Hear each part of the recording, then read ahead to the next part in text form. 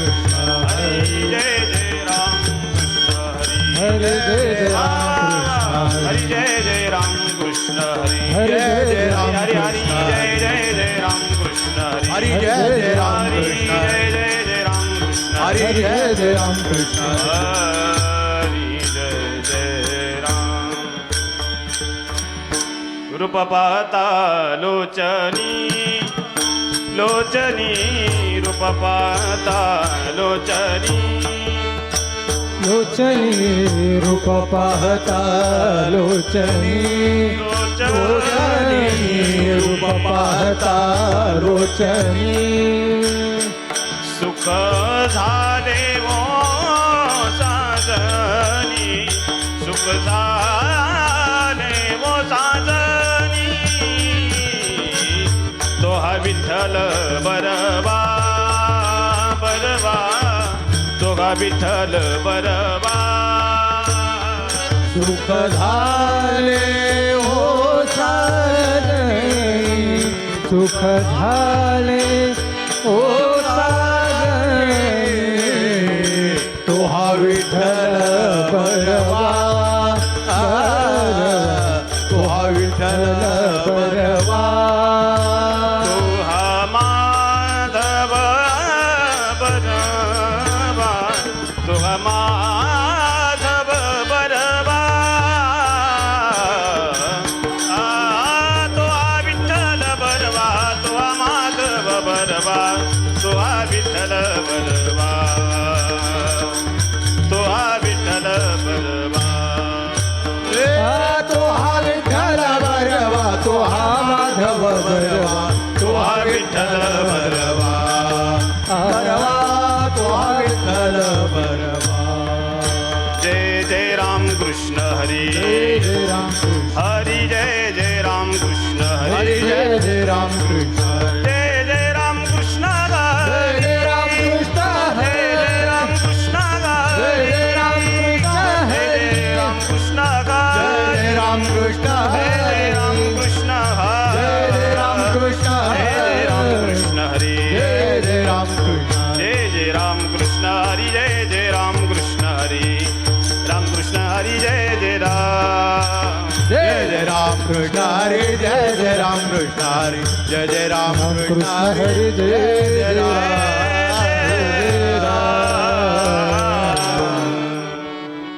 हरी प्राप्ती पाय धरावे संतांचे ते पाय धरावे संतांचे ते पाय धरावे संतांचे ते पाय हरे प्राप्तीचे उपाय धरावे संतांचे ते पाय धरावे संतांचे ते पाय धरावे संतांचे ते पाय तेने साधती साधने साधने साधने तेने साधती साधने तेने साधती साधने ओ तेने साधती साधने तुटती बाबाची बंधने तुटती बाबाची बंधने तुटती बाबाची बंधने ते साधती साधने तुटते भावाची बंधने तुटते भावाची बंधने तुटते भावाची बंधने संता बिन प्राप्ती नाही ऐसे वेद देती ग्वाही ऐसे वेद देती ग्वाही ऐसे वेद देती ग्वाही संतावेन प्राप्ती नाही ऐसे वेद देती ग्वाही ऐसे वेद देती ग्वाही ऐसे वेद देती ग्वाही तेने साधती साधने साधती साधने तेने साधती तेने साधने साधती साधने तेने साधती साधने तुटती बाबाची बंधने तुटती बाबाची बंधने तुटती बाबाची बंधने ते साधती साधने तुटते भावाची बंधने तुटते भावाची बंधने तुटते भावाची बंधने एका जना जनार्दनी संत पूर्ण करीती मनोरथ पूर्ण करीती मनोरथ पूर्ण करीती मनोरथ एका जनार्दनी संत पूर्ण करती मनोरथ पूर्ण करती मनोरथ पूर्ण करती मनोरथ तेने साधती साधने तेने साधती साधने तेने साधती साधने तेने साधती साधने तेने साधती साधने तुटती बाबाची बंधने तुटती बाबाची बंधने तुटती बाबाची बंधने ते साधती साधने तुटते भावाची वंदने तुटते भावाची वंदने तुटते भावाची वंदने विठ्ठल विठ्ठल विठ्ठल विठ्ठल विठाल विठाल विठाल विठाल विठाल विठाल विठाल विठाल विठाल विठाल टाळी वाजवा भजन करा विठ्ठल विठ्ठल विठ्ठल विठ्ठल विठ्ठल विठ्ठल विठ्ठल विठ्ठल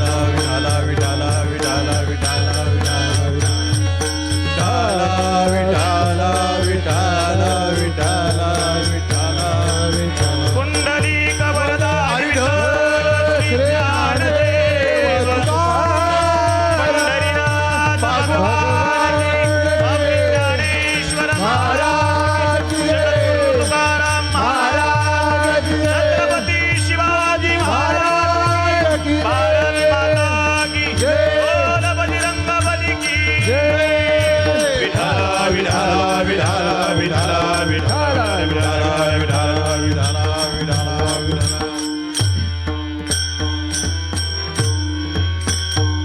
हरि प्राप्ति शिव उपाय हरि प्राप्ति शिव उपाय धरावे संतांचे ते पाय तेने साधती साधने तुटते भवाची बंधने. प्रस्तुत प्राप्त प्रसंगी प्राप्त स्थळी कीर्तनरूपी सेवेकरता घेतलेला भंग शांती ब्रह्म एकनाथ महाराजांचा उत्कृष्ट असा 4 चरणाचा अतिशय प्रचलित अतिशय सुंदर अतिशय मार्मिक अभंग सेवेकरता निवडलेला आहे. विठ्ठल विठ्ठल.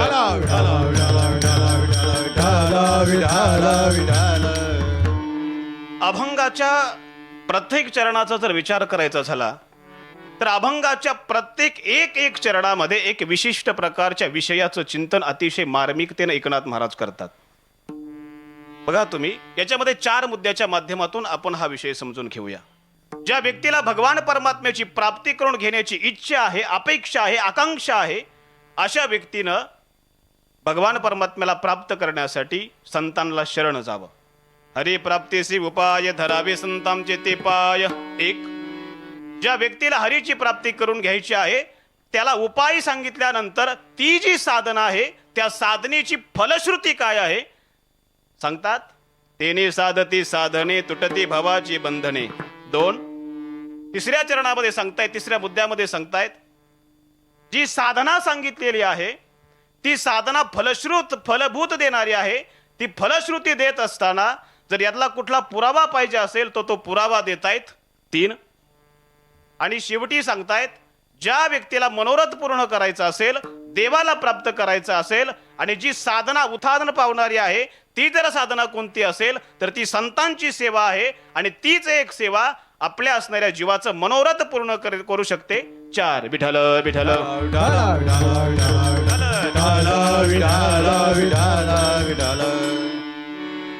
या जगामध्ये 2 प्रकारची माणसं जन्माला आलेली आहेत. कोणीही माणूस असू द्या एक आहे माणसाचं जे मन आहे हे दोन प्रकारामध्ये अडकलेलं आहे. एक आहे प्रवृत्ती मार्ग आणि दुसरा आहे निवृत्ती. आता गंमत अशी आहे, ज्या व्यक्तीला भगवान परमात्म्याची प्राप्ती करून घ्यायची आहे अशा व्यक्तीला आपलं असणारं मन हे प्रपंचापासून निवृत्त करावं लागेल. मी ठामपणे सांगू शकतो की प्रपंचाकडे प्रवृत्त झालेलं मन भगवान परमात्म्याकडे कदापिही वळू शकत नाही. जोपर्यंत प्रपंचातलं मन निवृत्त होत नाही तोपर्यंत मनुष्य परमार्थ पथगामी होऊ शकत नाही. एके ठिकाणी जगद्गुरु तुकाराम महाराज म्हणतात, काही लोकांना वाटतं आम्ही आमच्या आयुष्यामध्ये आम्ही आमच्या जीवनामध्ये प्रपंच सुद्धा करतो आणि परमार्थ सुद्धा करतो. पण जगद्गुरु तुकाराम महाराज म्हणतात, अशी जी माणसं म्हणतायत ती माणसं कशी आहेत हो? अशी माणसं भ्रमामध्ये आहेत. प्रपंच परमार्थ संपादीन दोन्ही. अहो तुम्ही म्हणत असाल ना प्रपंच आणि परमार्थ आम्ही दोघेही एकाच वेळी साध्य करू, तर जगद्गुरु तुकाराम महाराज म्हणतात हे कदापि शक्य नाही. आता हे स्वरूपानं सांगतायत, स्वतःच्या असणाऱ्या आपल्या अनुभवानं सांगतायत. जगद्गुरु तुकाराम महाराज म्हणतायत, देवा या प्रपंचाने मी शिणलो देवा, माझं मन तुझ्या पायाकडे लागत नाही. म्हणून सांगतात प्रपंच ओसरो, हे देवा माझा प्रपंच ओसरो. आणि ओसरल्यानंतर मात्र हे माझं चित्त तुझ्या पायावरती लीन होय. आणि हा व्यवहाराचा सामान्य नियम आहे. ज्यावेळेस एखाद्या सागराला किंवा एखाद्या नदीला भरती चालू होते त्यावेळेस तिचं पाणी हळूहळू हळूहळू वाढू लागतं. आणि जसं जसं वाढू लागतं ते वाढल्यानंतर त्याची सीमा संपल्यानंतर काही माणसं म्हणतात आता थोडं थोडं पाणी हळूहळू आता ओसरायला लागलंय. ओसरायला लागलंय म्हणजे परत ते संपत चाललंय. आता तसं जगद्गुरु तुकाराम महाराज म्हणतात, जर प्रपंच आणि परमार्थ एकाच वेळी संपादन करायचं असेल तर ते शक्य नाही. का? हे मन खूप अवघड आहे.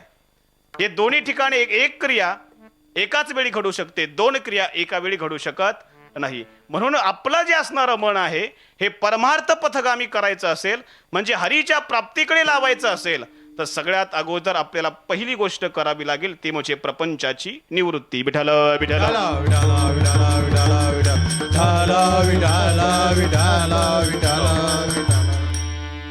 हरीची प्राप्ती करायची आहे, पहिल्यांदा आपल्याला प्रपंचामधून निवृत्ती करावी लागेल. आता एक परत एक प्रश्न पडेल, का हो या जगामध्ये खरंच देवाला प्राप्त करून घेण्याची गरज आहे का? खरंच देव प्राप्त केल्यानंतर घडतं तरी काय? आणि का देव आपलासा केला का पाहिजे? का देवाला प्राप्त करून घेतला पाहिजे? अशा अनेक विचाराची माणसं या समाजामध्ये सुद्धा आहेत. काही माणसांना देवाच्या अस्तित्वावरच प्रश्न आहे, काही लोक देवच मानत नाहीत. आणि अशा बुद्धिजीवी लोकांना माझं एक सांगणं आहे, देव या जगामध्ये नाही हे नाकारण्यापेक्षा देव या शब्दाची व्याख्याच त्यांना कळालेली नाही असं म्हणायला काही हरकत नाही. देव म्हणजे माणसाची एक व्याख्या झालेली आहे, ज्या ठिकाणी भगवंताचं मंदिर आहे आणि गाभाऱ्यामध्ये भगवान परमात्म्याची असणारी मूर्ती म्हणजे देव. एवढी साधी सरळ व्याख्या ही देव या शब्दाची नाहीये. कदाचित या असणाऱ्या व्याख्यामध्ये कित्येक माणसं अडकलेली आहेत, म्हणून त्यांना देव या शब्दावरती अजूनही विश्वास नाहीये. पण देव का प्राप्त करून घ्यावा याच्याकरता काही कारण शास्त्रानं सांगितलेली आहेत आणि काही कारण लौकिक सुद्धा आहेत, त्याचाही आपण विचार करूया. विठ्ठल विठ्ठल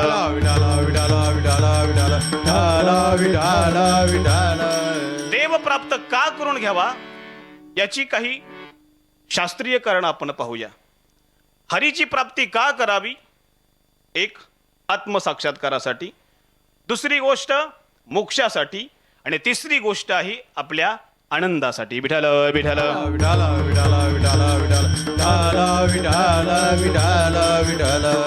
हरीची प्राप्ती का करून घ्यावी? पहिला प्रकार आत्मसाक्षात्कारासाठी. आता आत्मसाक्षात्कार म्हणजे नक्की काय हा सुद्धा एक प्रश्न आहे.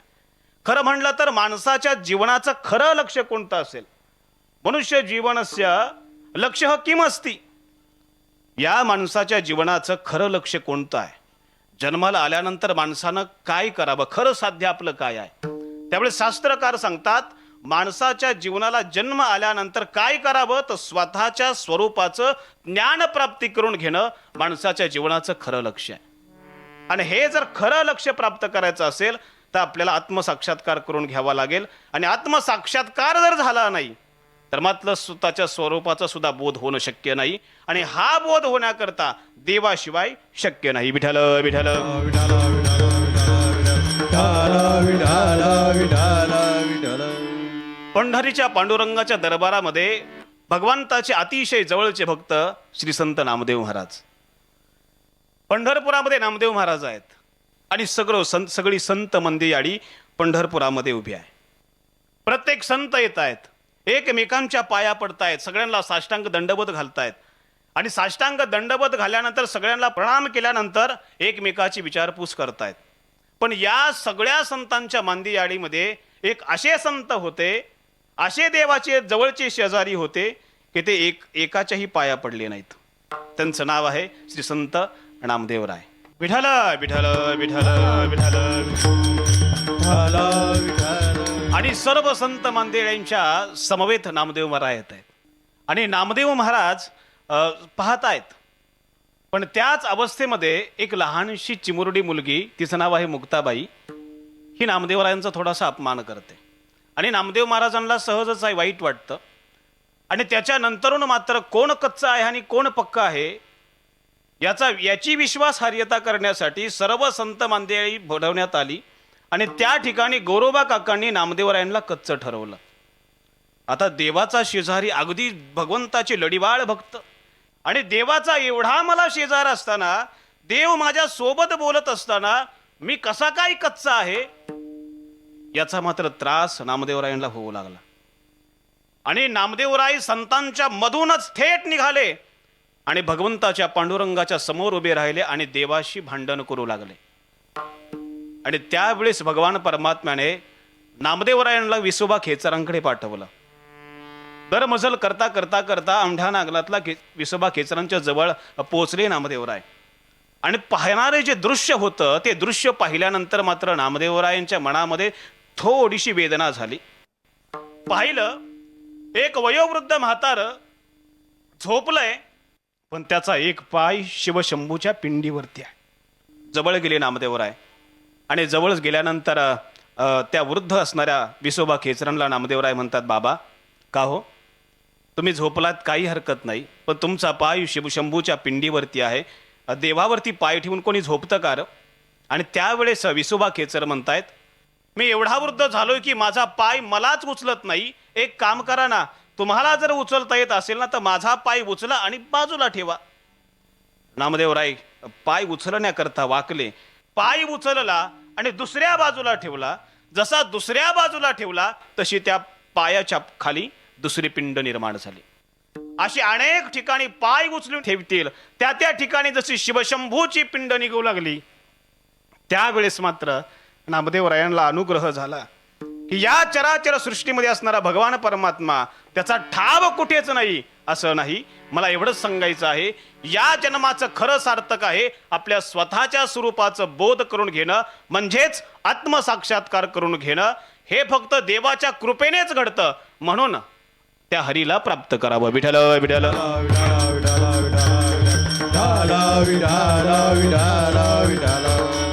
दुसरा आहे तो मोक्ष. माणसाने देवाला का प्राप्त करावं तर मोक्ष. जगद्गुरु तुकाराम महाराज तर ठामपणाने सांगतात, हा मला तो मोक्ष सुद्धा नको, मोक्ष तुमचा देवा दुर्लभ तो तुम्ही ठेवा. पण हे सर्व सामर्थ्य कोणामुळे येत असेल तर ते फक्त देवाच्या कृपेनेच येतं. मला सांगायचं आहे मोक्ष, त्या मोक्षाकरता देवाला प्राप्त करून घ्यावं. माणसाचं सारं आयुष्य जातं महाराज, पण मोक्ष आपल्याला मिळावा ही वासना सुद्धा आपल्या मनामध्ये येत नाही. एक हत्ती आहे, सारं आयुष्य गेलं, पत्नी आहे, मुलं आहेत, आणि त्या असणारा जो हत्ती आहे आपल्या मुलाबाळांसहित अगदी आनंदानं जीवन व्यापन करत होता. आणि डोंगरामध्ये राहणारा तो असणारा हत्ती आपल्या सर्व परिवारासोबत राहतोय. आणि एके दिवशी तो हत्ती त्याच्या मनामध्ये विचार आला जलविहार करावा, म्हणून तो हत्ती आपल्या परिवाराला घेऊन त्या समुद्राच्या किनाऱ्यावरती आला. सर्वांनी किनाऱ्यावरती आल्यानंतर सागरामध्ये प्रवेश केला आणि प्रवेश केल्यानंतर सगळेजण आपल्या सोंडेने एकमेकांच्या अंगावरती असे ते पाणी उडवू लागले. अशी जलक्रीडा चालू असताना सगळेजण त्याच्यामध्ये मग्न आहेत. आपल्याला कोणी काही करेल, आपला एखादा दुराचारी कोण येईल याची तीळ मात्र शंका कोणाच्या मनामध्ये नव्हती. ते फक्त आपल्या त्या जलक्रीडेचा आनंद घेत बसली होती. सगळेजण आहेत सोबत. बहुधा माणसाच्या जीवनामध्ये कोणी नसलं आणि परिवारातली सगळी माणसं असली ना की माणसाच्या जीवनामध्ये भरपूर सुख असल्यासारखं वाटतं. आणि तसा सर्व परिवार अगदी आनंदाने त्या ठिकाणी जलक्रीडा करत असताना एक मगर येते आणि त्या हत्तीच्या पायाला धरते. आणि जशी मगर आल्याचा भास होतो, एकाच्या पायाला पकडलेला आहे असं पाहिल्यानंतर ज्यावेळेस तो हत्ती ओरड्या करता चालू करतो, बाकीचे सगळेजण धावतात. आणि त्या परिवारातला सर्वात जो कर्ता असतो, ज्या हत्तीचं नाव आहे गजेंद्र, तो गजेंद्र नावाचा हत्ती एकटाच तिथे अडकतो आणि बाकीचा सर्व परिवार सागराच्या बाहेर येतो. गजेंद्र आपल्या पायाला पकडलेला आहे, काही ना काही जरी आलं तरी जीव वाचवायचा आहे, प्रयत्न करतोय सोडवण्याचा, पण सुटत नाही. सर्व शक्ती एकवटली, प्रयत्न करतोय सोडवण्याचा, सुटत नाही. आता मात्र विचार करू लागला, हे माझ्याच्यानं शक्य नाही. समोर उभ्या असणाऱ्या परिवारातल्या काही पहिल्यांदा पत्नीला हाक मारली. त्यावेळेस पत्नी म्हणते, अहो मी महिला, मी स्त्री, काय करू शकते मी, ही ताकद माझ्याजवळ नाहीये. मग मुलांना हाक मारली. मुलं सुद्धा म्हणतायत, बाबा आम्ही काही करू शकत नाही. आणि या सगळ्या गोष्टींच्या चिंतनामध्ये मात्र याच्या डोक्यामध्ये विचार एवढे भयानक येऊ लागले. आयुष्यभर माझं करत सगळ्यांबरोबर आयुष्य जीवन केलं, सारं आयुष्य यांच्याकरता वेचलं, यांच्या आनंदाकरता जे करायचं ते केलं. आज माझ्यावर वेळ आली तर माझ्या संकटकाळी माणसं मला सोडवण्याकरता माझ्या घरातली माणसं सुद्धा येत नाहीत. ज्यावेळेस ही भावना त्याच्या अंतःकरणामध्ये झाली, त्यावेळेस त्याला कळालं, या जगामध्ये आपलं म्हणण्यासारखं कोणीच नसतं.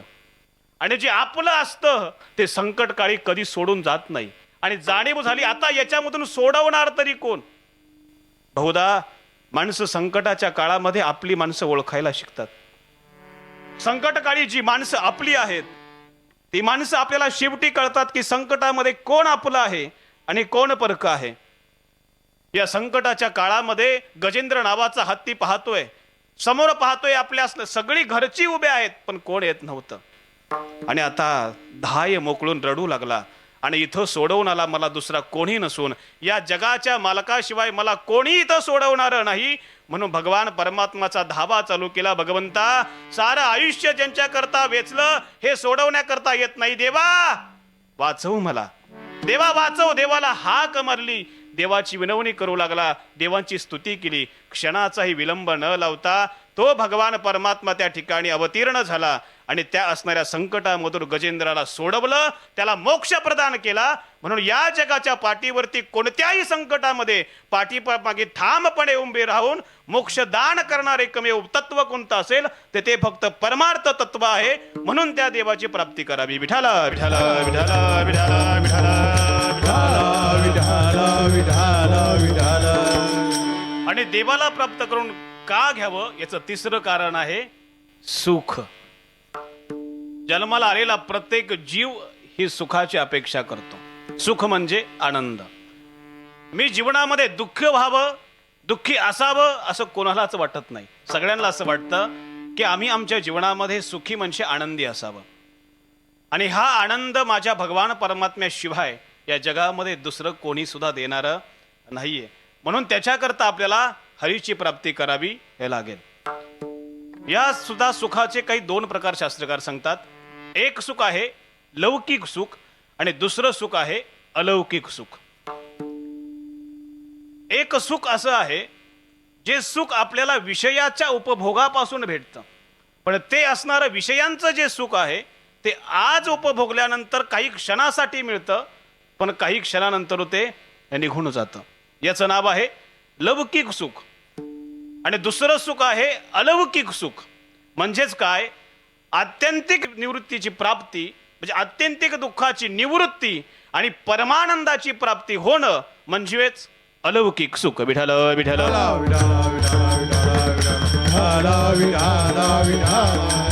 सर्व दुःखाची निवृत्ती झाल्यानंतर भगवान परमात्म्याची प्राप्ती होते आणि भगवंताची प्राप्ती झाल्यानंतर जे सुख भेटतं त्या सुखाचं नाव आहे अलौकिक सुख. आणि हे अलौकिक सुख एकदा भेटलं की सारं आयुष्य संपत नाही, ते तसंच राहतं. आणि असं जर सुख आपल्याला प्राप्त करायचं असेल तर या सुखाचा मार्ग संत एका ठिकाणी सांगतात जर सुख हवं असेल, तो आनंद तुम्हाला हवा असेल, तर तुम्हाला एक करावं लागल, तो देव ते सुख देणारा आहे ना, तर त्याच्याकडे तुम्हाला जावं लागेल. भगवंताची प्राप्ती करून का घ्यावी याच्याकरता आपण 3 कारण सांगितले होते. 1 आत्मसाक्षात्कार, 2 मोक्ष आणि 3 आहे सुख. या 3ही गोष्टी आपल्याला प्राप्त करायच्या असतील तर आपल्याला त्या देवाला प्राप्त करावं लागेल. विठ्ठल विठ्ठल.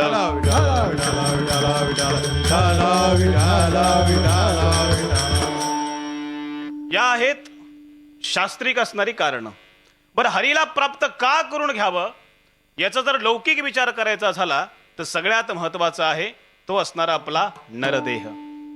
हा जो जन्म भेटलेला आहे, हा जो नरदेह भेटलेला आहे, हा सहज मिळालेला नाही. नरदेह निदान लागले हाती, उत्तम सार उत्तम गती. बरं, एवढंच नाही, हा असणारा आपला नरदेह आहे, हा सहज भेटला नाही महाराज. बहु फेरे आले सोसोनी ओळसा.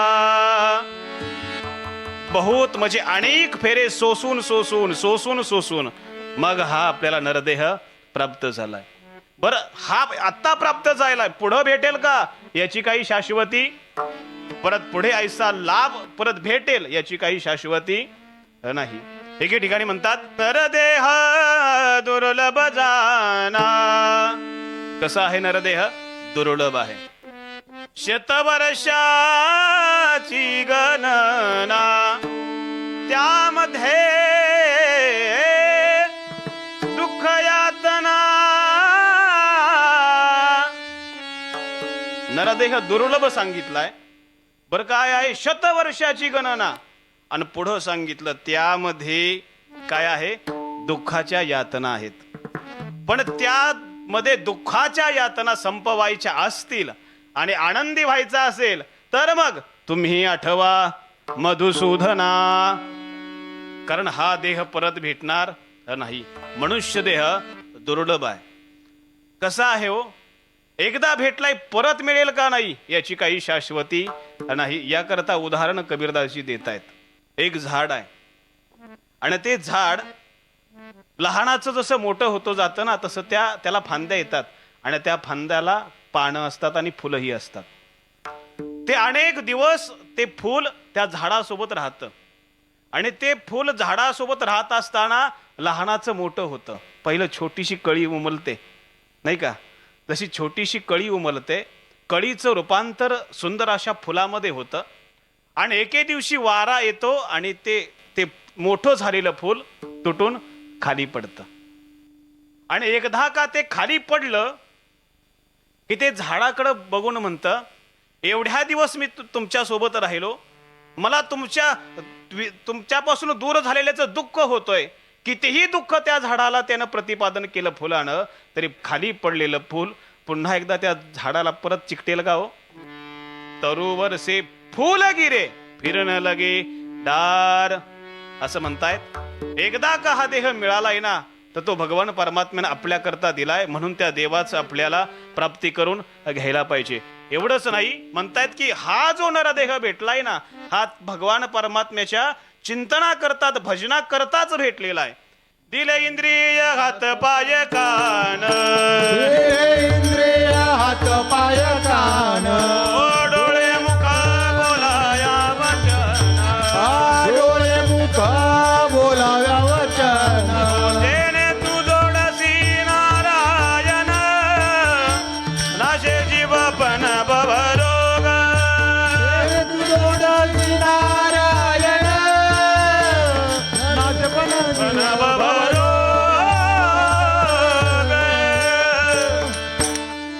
दिले इंद्रिय हात पाय कान.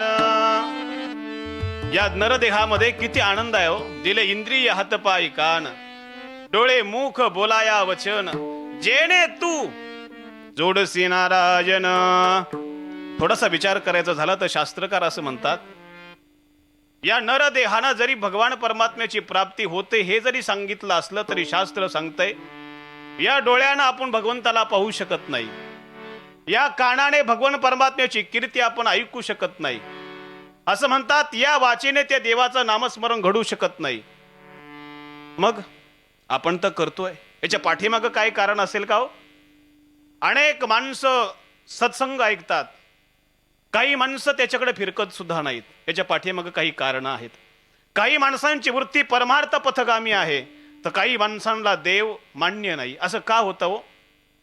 असं म्हणतात, अनंत जन्माचे सुकृत पदरी त्याच्या मुखी हरी पैठावोय. अहो, देवाचं नाव मुखामध्ये याला सुद्धा अनंत जन्माची पुण्याई लागते. पण शास्त्र सांगतंय हे घडत नाही. पुरावा देतो उपनिषदाचा. न तत्र चक्षुर गच्छति न वागच्छति न मनो न विद्मो न विजानीमो यतैतदनुशिष्यादन्य देव तद विदितादति इति शुश्रूमधीराणाम येनस्तदव्याच चक्षिरे. हा उपनिषदातला एक मंत्र आहे. याच्यामध्ये वर्णन असं आहे की या देहामध्ये जे अवयव आहेत यांनी देवाची सेवा घडत नाही. म्हणजे वाचा तिथपर्यंत पोहोचत नाही, डोळे त्याच्यापर्यंत पोहोचत नाही, ही वाणी त्याच्यापर्यंत पोहोचत नाही. मग हे आपल्याकडून घडतंय का? त्याच्या पाठीमागं कारण आहे. हे जरी या शरीराने शक्य नसलं तरी सुद्धा ज्यावेळेस देवाची कृपा होते त्यावेळेस या सर्व गोष्टी शक्य होतात. विठ्ठल विठ्ठल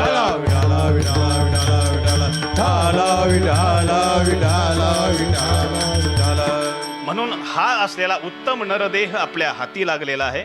म्हणून आपल्याला त्या भगवान परमात्म्याची प्राप्ती करून घेण्याची गरज आहे. पण कधी कधी गंमत अशी होते, जी गोष्ट आपल्याला प्राप्त असते त्या प्राप्त गोष्टीची किंमत आपल्याला तिला गमावल्यानंतरून भेटते. माणसाच्या आयुष्यामध्ये कित्येक माणसं येतात, कित्येक माणसं जातात. जी माणसं आपल्या आयुष्यामध्ये येतात ती माणसं जोपर्यंत आपल्या सोबत आहेत, आपल्या सहवासामध्ये आहेत, तोपर्यंत त्या माणसांची किंमत आपल्याला कळत नाही. आणि ती माणसं नकळत आपल्यापासून दुरावतात, त्यावेळेस त्यांच्या आठवणीने आपल्या डोळ्यामध्ये अश्रू येतात. पण तोपर्यंत वेळ गेलेली असते. विठ्ठल विठ्ठल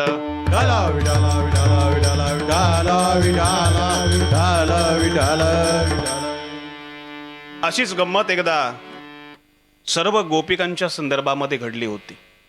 आपल्या सगळ्यांना तो वृत्तांत माहीत आहे. वृंदावनमध्ये भगवान श्रीकृष्ण परमात्मा अनेक गोपिकांच्या समवेत रास खेळत होते. सगळे रास लीलेमध्ये तल्लीन आहेत. आणि त्या रासलीलेमध्ये रासक्रीडा चालू असताना गोपिकांच्या मनामध्ये एक भाव निर्माण झाला. असं म्हणतात, हा जगाचा मालक कोणाच्या हातामध्ये येत नाही. एवढा मोठा भगवान श्रीकृष्ण परमात्मा जगाचा पालन पोषण करता, पण आम्ही तो श्रीकृष्ण परमात्मा आमच्या प्रेमामध्ये बांधला.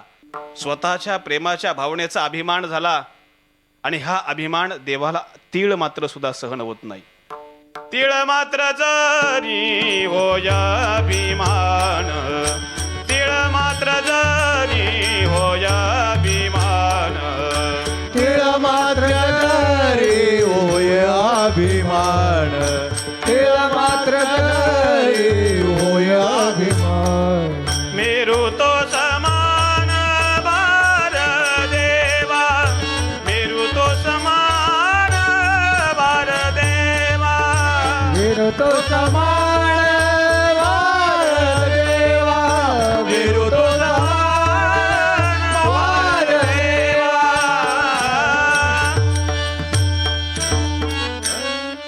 तीळ मात्र जरी होय अभिमान. एका त्या तिळा एवढा जरी अभिमान झाला ना तरी तो देवासाठी मेरूच्या समान आहे. म्हणजे अभिमान देवाला अजिबात काहीच आवडत नाही. तिळा एवढा सुद्धा अभिमान चालत नाही. हा अभिमान गोपिकांच्या अंतकरणामध्ये झाला. आणि जसा हा अभिमान जागा झाला तसा रास क्रीडेमध्ये क्रीडा करणारा भगवान श्रीकृष्ण परमात्मा एका क्षणामध्ये अंतर्धान झाले. जसा भगवान श्रीकृष्ण परमात्मा सर्व गोपिकांच्या मधून अंतर्धान पावले, भगवंत डोळ्याचे दिसेना असे झाले, त्यावेळेस गोपिकांची असणारी अवस्था मात्र खूप वेगळी होऊ लागली. डोळ्यामधून अश्रू येत आहेत. देवाला वारंवार विनंती करतायत, देवा एतवरी होता संग. देवा आतापर्यंत तुम्ही आमच्या सोबतच होतात, एका क्षणामध्ये आमच्यामधून कुठे गेलात देवा? देवा या कानया रे, कानया रे, कानया रे जग जेठी, कानया रे, कानया रे, कानया रे जग जेठी, कान्हया रे, कान्हया रे, कान्हया रे जग जेठी, कान्हया रे, कान्हया रे जग जेठी. ओ कानया रे, कानया रे, कानया रे जग जेठी, कानया रे, कानया रे, कानया रे जग जेठी. कान्हया रे, कान्हया रे, कान्हया रे जग जेठी. जय हो कान्हया रे, कान्हया रे, कान्हया रे जग जेठी. कानया रे, कानया रे, कानया रे जग जेठी, देई भेटी, देई भेटी, देई भेटी एक मेरा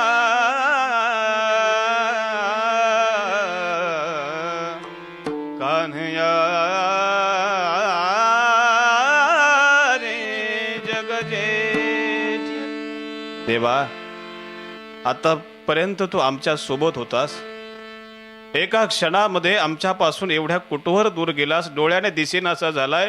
देवा जीव व्याकुळ होऊ लागलाय. कुठे गेलाय श्रीकृष्णा, कुठे गेलाय श्रीकृष्णा? काही करा पण आत्ताच्या आत्ता आमच्यामध्ये तुम्ही या. तुमच्या वाचून हा जीव नकोस असा झालाय.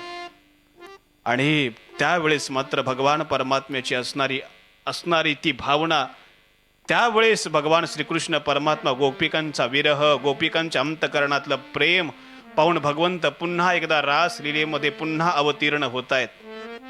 पण त्यावेळेस भगवंताला सगळ्यांनी विचारलं, का श्रीकृष्णा एवढं तुझं आमच्यावर प्रेम म्हणतोस ना खरं, मग असं दुःख कोण देतं का आपल्या जवळच्या माणसाला? असं गोपिका विचारतायत.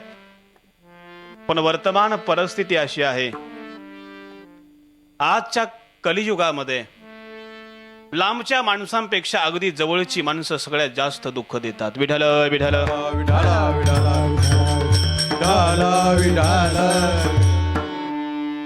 भगवान परमात्म्याला विचारतायत, देवा का आम्हाला एवढं दुःख दिलं? त्यावेळेस भगवंत म्हणतायत, तुमच्या प्रेमापोटी, तुमच्या श्रद्धेपोटी मी तुमच्या सोबत असतो, पण तुम्हाला झालेला अभिमान हा मला तीळ मात्र सुद्धा सहन होत नाही.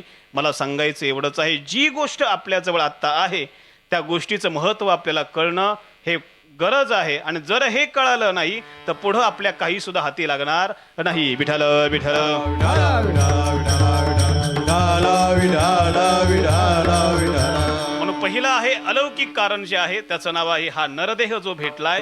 हा नरदेह परत आपल्याला मिळेल की नाही याची कुठल्याही प्रकारची शाश्वती पुढच्या जन्माची नाही. म्हणून आपण देवाला प्राप्त करून घ्यावं. दुसरी गोष्ट, भरतखंडे नरदेही प्राप्ती, हे तव परम भाग्याची संपत्ती. भरतखंडामध्ये आपल्याला जन्म भेटला हे सगळ्यात मोठं आपलं भाग्य आहे. आणि तिसरी गोष्ट अशी आहे की भगवान परमात्म्याची प्राप्ती आपण का करून घ्यावी, कारण त्याचं कारण सांगतात.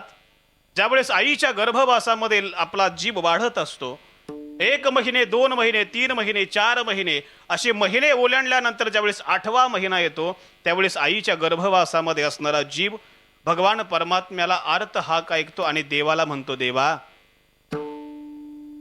आईच्या गर्भामध्ये असताना तो जीव देवाला म्हणतो, देवा, इथून पाठीमागच्या जन्मामध्ये मी काय केलं हे मला माहीत नाही, पण आता देवा मी तुम्हाला विनंती करतो, या गर्भामध्ये, या विष्ठेमध्ये, या मलमूत्राच्या असणाऱ्या या त्रासापासून मला बाहेर काढा. देवा, मला जन्माला घाला. आणि जन्माला घातल्यानंतर मी काय करीन देवा? जन्माला मी आल्यानंतर काय करीन? आठवीन पाय हा माझा नवस, आठवीन पाय हा माझा नवस. आठवेन पाय हा माझा नवस, आठवेन पाय हा माझा नवस. रात्र आणि दिवसा पांडुरंग, रात्र आणि दिवसा पांडुरंग, रात्र आणि दिवस पांडुरंगा, रात्र आणि दिवस पांडुरंगा. तो जीव देवाला म्हणतो, देवा, आठवीन पाय हा माझा नवस. हे देवा, मला जन्माला घाल. देवा, मला जन्माला घाल. मी काय करीन? जसा जन्माला येईन ना, ते तुझा पाय आठवीन. देवा, तुझं वारंवार चिंतन करीन.